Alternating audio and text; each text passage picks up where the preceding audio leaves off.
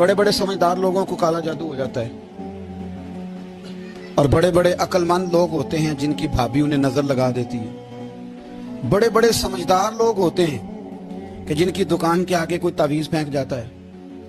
बड़े समझदार लोग हैं लेकिन वो छोटी छोटी बातों से इतने कमजोर हो गए कि सांप से डरते डरते रस्सियों से भी डरना शुरू कर दिया।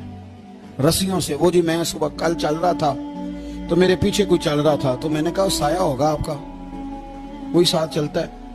एक हदीस है तिरमिजी शरीफ की, इसे याद कर लें, बड़ा नफा देगी। मेरे नबी करीम अलैहिस्सलाम ने फरमाया, अगर सारी दुनिया मिल के भी तेरा नुकसान करना चाहे तो जब तक रब की मशीयत ना हो तेरा नुकसान हो नहीं सकता। खत्म हो गई बात, बाहर आ जाए इस चीज से।